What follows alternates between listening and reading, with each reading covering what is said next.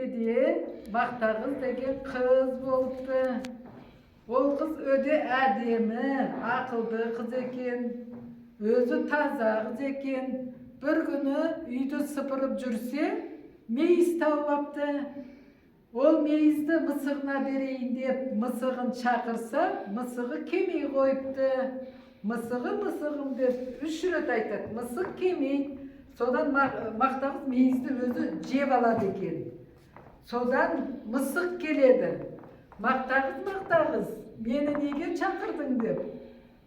Мақтағыз айтады, мейіз берейін десем, сен кемей қойдың, өзім жеп алдым дейді. Сонымен мысық сүтін төгіп тастайды Мақтағыздың.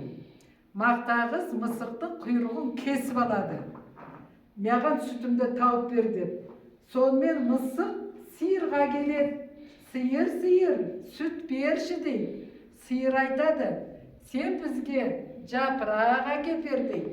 Содан кейін сүт берем дейді. Мысық алма ағашқа келеді. Ағаш, жапырақ берші дейді. Ағаш айтады, сен бізге су әкеп бер дейді. Сонымен мысық келе жатса, алдынан су көтерген қыздар келеді екен.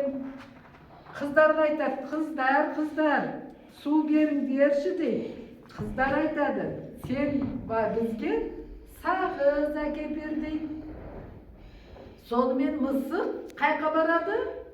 Тауыққа келеді. Тауық, бізге жұмыртқа берші. Мен қыздарға сағыз әперейін дейді.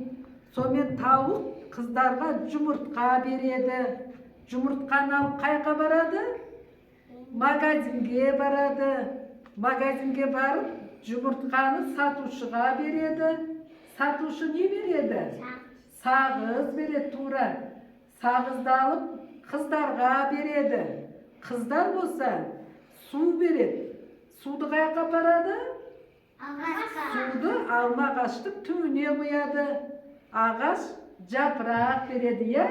Жапырақты кімге береді? Жапырақты сиырға береді. Сиыр